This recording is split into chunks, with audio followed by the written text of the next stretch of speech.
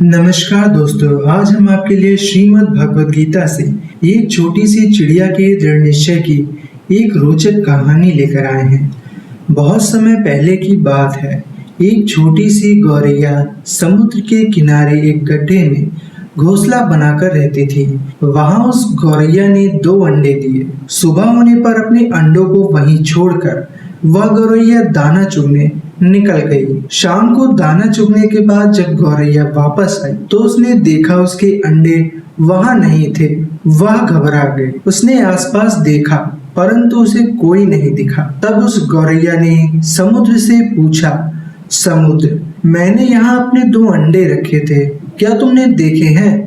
समुद्र इठलाते हुए बोला, तेरे अंडों का मुझे क्या पता। समुद्र के इठलाने से गौरैया को अंदाजा हो गया कि उसके अंडे समुद्र ने ही चुराए हैं। वह समुद्र से बोली, तुम्हारे अलावा यहाँ और कोई नहीं है, इसीलिए तुम्हें जरूर पता है कि मेरे अंडे कहाँ हैं। तुमने ही मेरे अंडे चुराए हैं, मुझे मेरे अंडे वापस करो। गौरैया की यह बात सुनकर समुद्र को हंसी आई और वह अहंकार में बोला, मुझे नहीं पता तुम्हारे अंडे कहाँ हैं, ढूंढ सकती हो तो ढूंढ लो।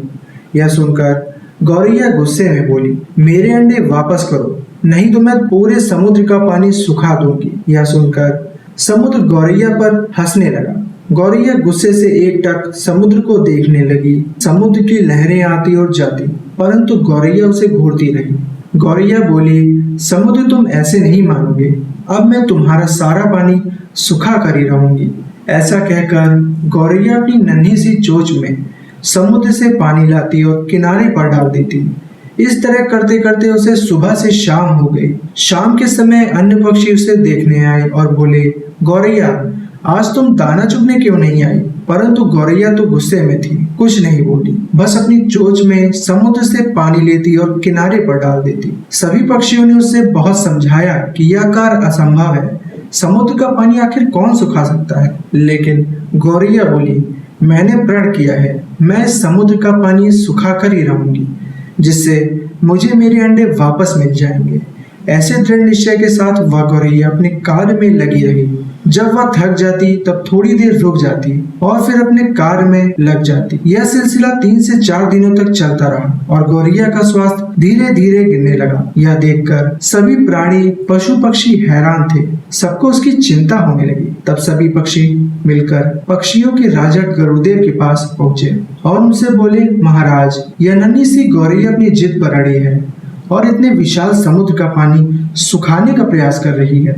यह सुनकर गरुड़देव समुद्र तट पर गौरैया के पास पहुंचे और बोले, गौरैया, क्या हम तुम्हारी कुछ मदद कर दें? हमारी चोंच कुछ बड़ी है। गौरैया गुस्से में बोली, यह मेरा काम है, मुझे करने दो, मुझे किसी की मदद नहीं चाहिए।